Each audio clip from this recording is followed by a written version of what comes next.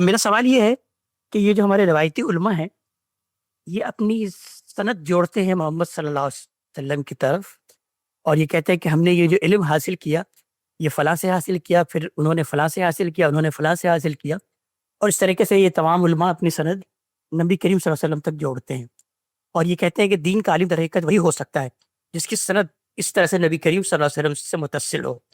تو میں آپ سے پوچھنا یہ چاہتا ہوں کہ اس کی کیا حقیقت ہے یہ سند کی، اور کیا واقعی اس دور کے بھی سارے کے سارے علماء ان کی سند نبی کریم صلی اللہ علیہ وسلم سے جا کے ملتی ہے؟ دین کا علم محمد الرسول اللہ صلی اللہ علیہ وسلم ہی سے ملا ہے۔ کسی کے پاس بھی اگر دین کا کوئی علم ہے تو وہ محمد الرسول اللہ کے علاوہ کسی اور جگہ سے نہیں آ گیا، وہیں سے آیا ہے۔ وہ کس طرح سے آیا ہے؟ مثال کے طور پر آپ نے ہمیں قرآن دیا ہے، یہ آپ ہی کا دیا ہوا ہے۔ یہ مسلمانوں نے اپنے اجماع اور تواتر سے نسلاً بعد نسلاً لوگوں کو منتقل کیا ہے۔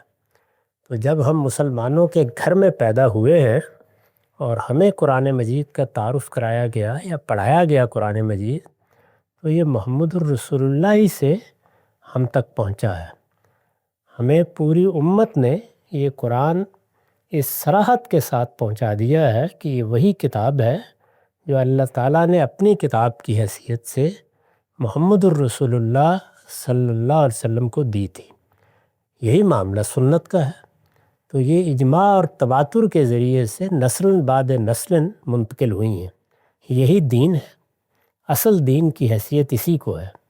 اس کے بعد رسالت کے زمانے کی تاریخ ہے جس کو اخبار احاد میں منتقل کیا گیا ہے، یعنی لوگوں نے جو باتیں ان کے علم میں آئیں وہ پہنچائی ہیں، ان کو بھی اسی طرح سے مختلف لوگوں نے آگے روایت کیا ہے اور ان کے ذریعے سے وہ پہنچتی ہیں۔